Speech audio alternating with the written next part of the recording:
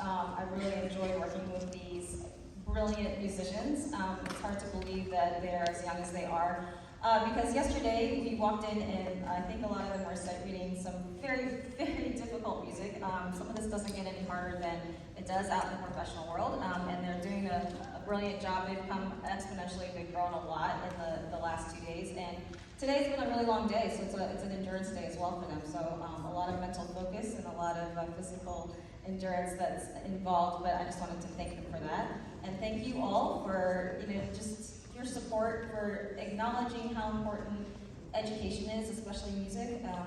I know we all hear this, but it's true. It does make you smarter. And whatever you do and whatever you decide to do in life, it will help you in whatever you choose to do. But you guys all have the option to be brilliant professional musicians if you choose to do that. And it's really just been an honor to be able to work with all of them.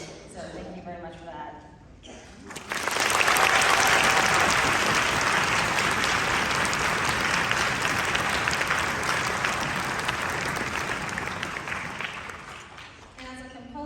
People often ask me what I do for a living. I like to tell them that I am a storyteller.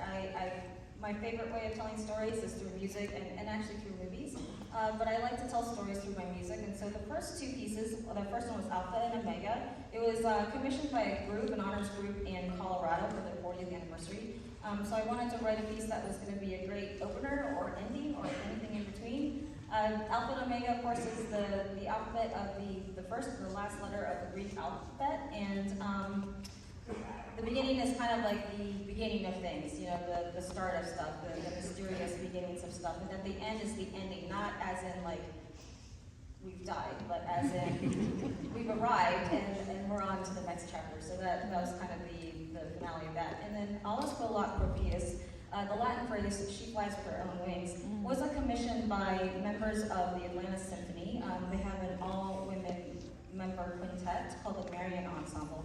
They commissioned this piece. They like to highlight works from classical women composers and then contemporary composers as well, so they commission works every couple of years. So they asked me to write a piece for them, and they also wanted it to be something that could be adapted for educational groups as well. So the original instrumentation of that was harp, flute, bass, clarinet, oboe, and viola.